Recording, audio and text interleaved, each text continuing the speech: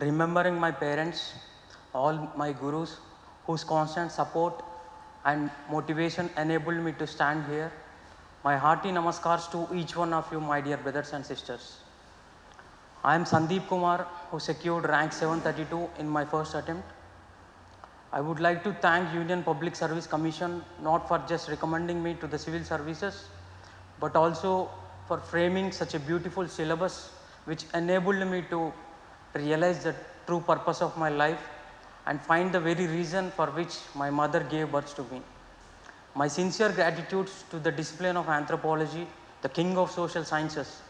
Despite the fact that I have chosen this optional on account of limited syllabus and scoring pattern, the optional has so dear to me that it made me much more empathetic, compassionate, and an admirer of the underprivileged sections of the society.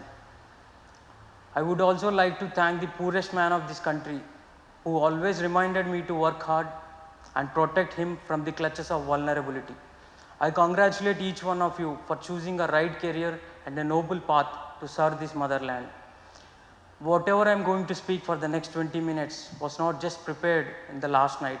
It was a result of some sleepless nights which I spent in understanding myself and finding the way in which I can repay the debt to my motherland.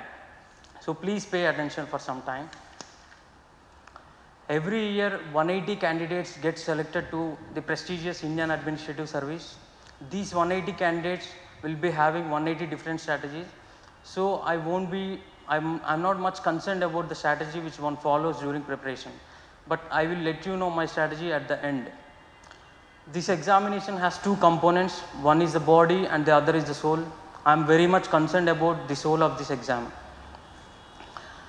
The open competitive exam for Indian Civil Service was provided by the Charter Act of 1853. Then the exam was held in England in English language with Latin and Greek as compulsory papers.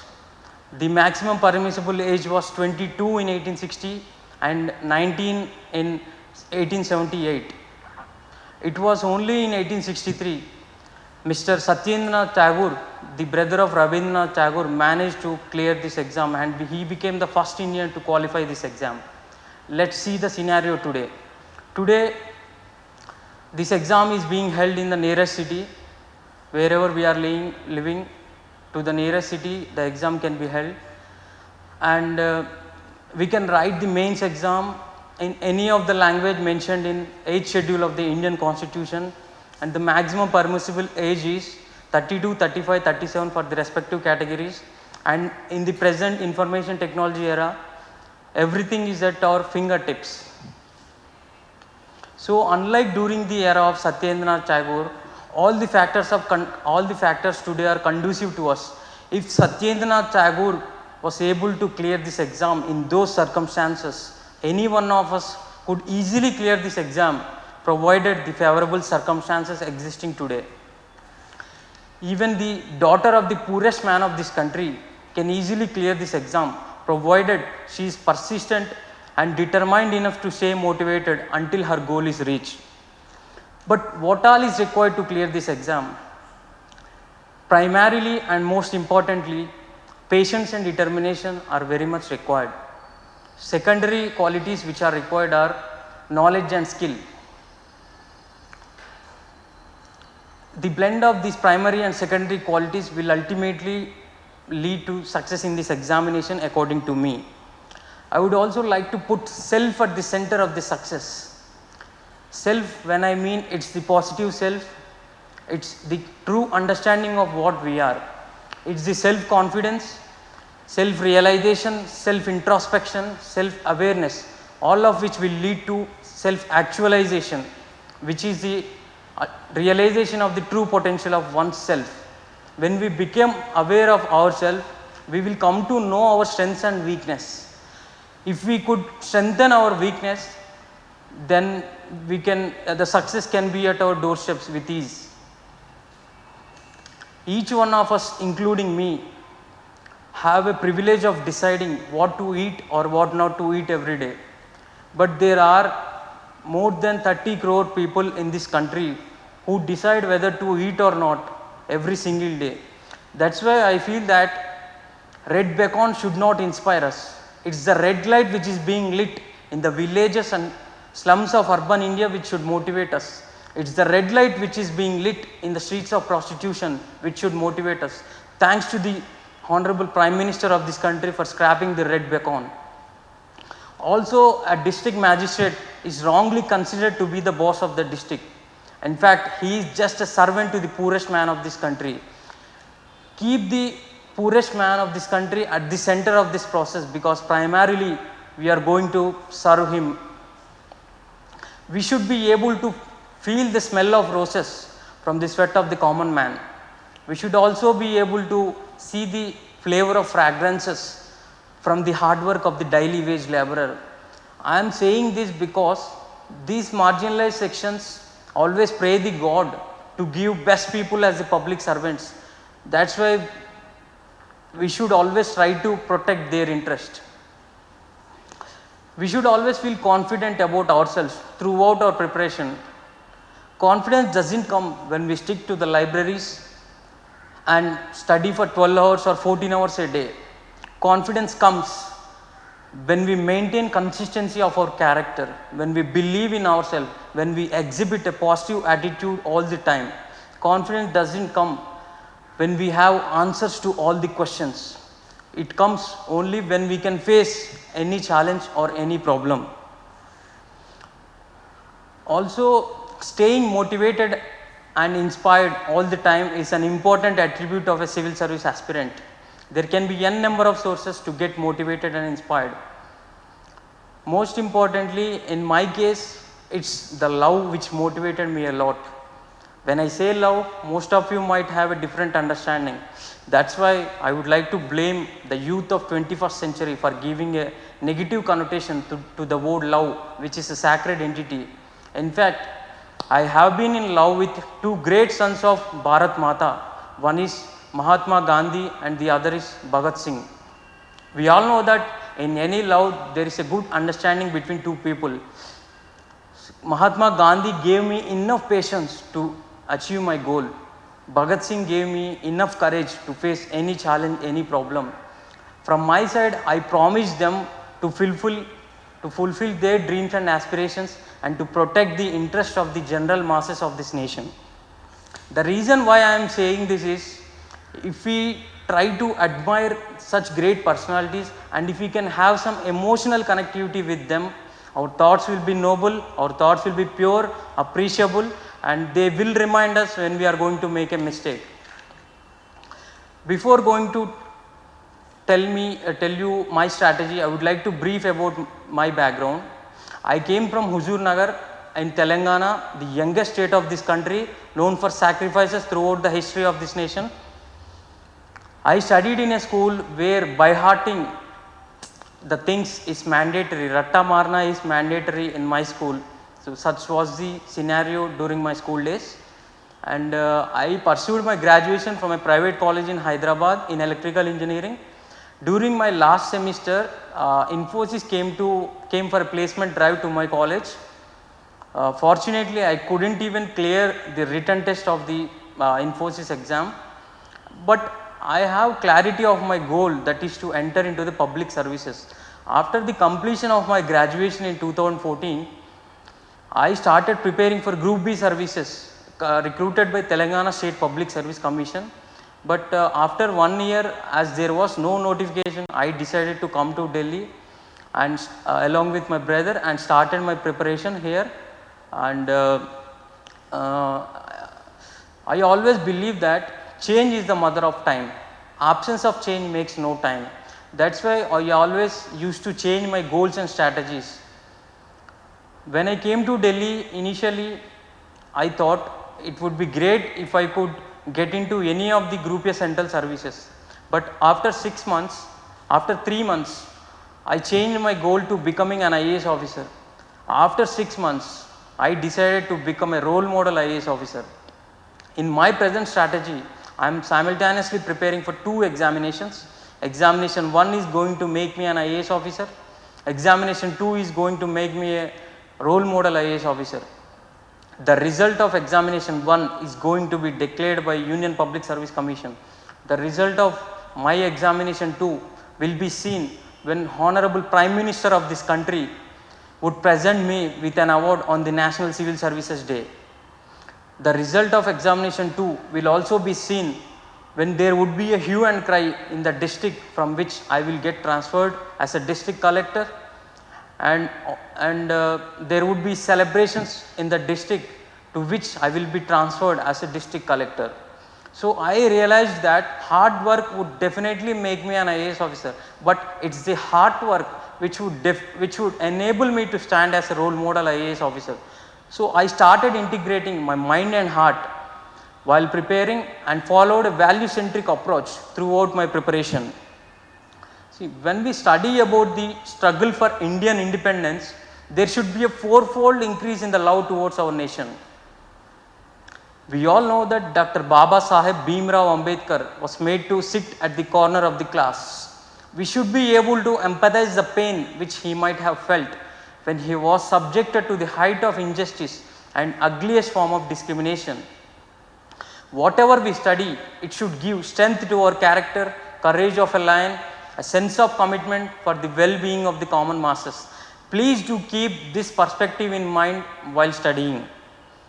During my coaching days, what I used to do was, after the completion of every topic, I used to take mains questions, previous questions of mains, and write the answers and get it evaluated. Till the completion of coaching, I have written at least 250 answers, and by the end of mains 2016, I might have written at least 700 answers, including the test series questions. But the paradox is that in whole 2016 year, I have never opened the newspaper even on a single day. I just relied on the monthly current affairs magazines. What I am trying to say is that even without reading the newspaper, I managed to make into the list just because of answer writing. I practiced answers a lot. That is the single most important reason which made me to be a part of the list. So even without reading newspaper, I made into the list. That is the importance of answer writing. Please do recognize it and write at least one answer for the next 6 or 8 months if you are starting your preparation right now. And for the candidates who are giving mains this time, give as many tests as possible and go mad about answer writing, and also give at least 1 hour for newspaper, as it's very important. I realized after the result. To my understanding of this exam, prelims is intended to eliminate the non-serious candidates, and mains marks will decide whether you will be in the list or not. The interview marks are going to decide whether you will be getting IAS or not. So that's why our focus should be on maximizing the mains marks to be in the list. For that, answer writing is single most important factor.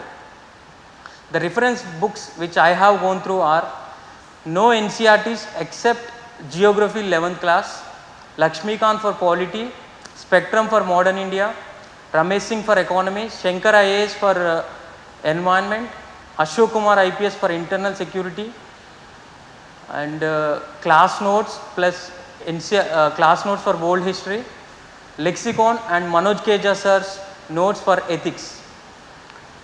I haven't gone through any website till the completion of my mains exam. So what I am trying to say is that I have gone through very less number of sources. Actually, the problem with the civil service aspirants is that we are so greedy. Whatever material comes to the market, we want to buy and read those materials because our friends are buying and they are also reading it. Ultimately, what happens is we end up not revising the things properly and not retaining at least the basic stuff. So simple formula which I would suggest you is read less, revise, retain, and write more. This will make you to be a part of the list. Take it for granted. This has worked for me a lot. And there is a myth circulating that there is high level of competition in the civil service examination. But in fact, after my selection, I realized that there is very less competition in this exam. There are very hardly few people who understand the demand of this exam. So please do understand what the examiner is demanding from you. Then it will be one of the easiest examinations, I would say. Also, maintaining the consistency in your preparation is one of the single most important thing. Balance your preparation along with extracurricular activities. I used to go to every Telugu movie released in Delhi. I have a two-wheeler with me, and from the last 1.5 year, I have gone to India Gate for at least 50 times. In fact, I would say that I celebrated my preparation. The best days in my life are those I spent during my preparation in Delhi. The most celebrated day in my life was the day when Manoj Keja sir taught a lesson on the foundational values of civil servants.